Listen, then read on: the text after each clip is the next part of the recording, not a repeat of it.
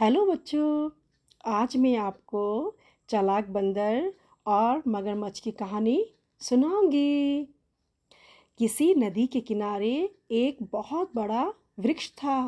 वह वृक्ष जामुन का था, जिस पर बंदर रहता था और मीठे मीठे जामुन खाता था और अकेले ही मज़े में दिन गुजार रहा था।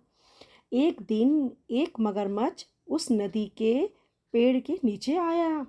बंदर के पूछने पर मगरमच्छ ने बताया कि वह वहाँ खाने की तलाश में आया है।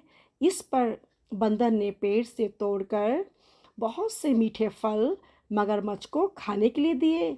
इस तरह बंदर और मगरमच्छ में दोस्ती हो गई। अब मगरमच्छ हर रोज वहाँ आने लगा।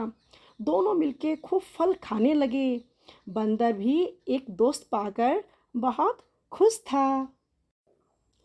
एक दिन बात बात में मगरमच्छ ने बंदर को बताया कि मेरी एक पत्नी है जो नदी के उस पार घर पर रहती है। तब बंदर ने उस दिन बहुत से मीठे फल मगरमच्छ को उसकी पत्नी के लिए साथ ले जाने के लिए दिए।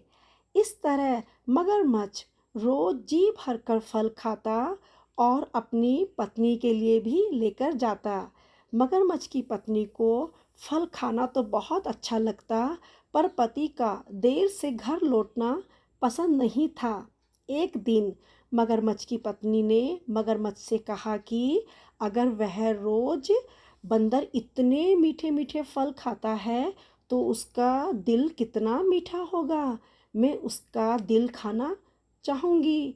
मगरमच्छ ने उसे बहुत समझाया, पर वह नहीं मानी। मगरमच्छ दावत के बहाने बंदर को अपनी पीठ पर बैठाकर अपने घर लाने लगा।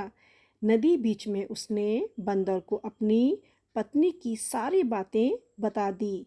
इस पर बंदर ने कहा कि वह तो अपना दिल पेड़ पर छोड़ आया है, वह उसे पेड़ पर ही रखता है, इसलिए उसे वापस जाकर दिल लाना पड़ेगा। मगरमच्छ बंदर को वापस पेड़ पर ले गया।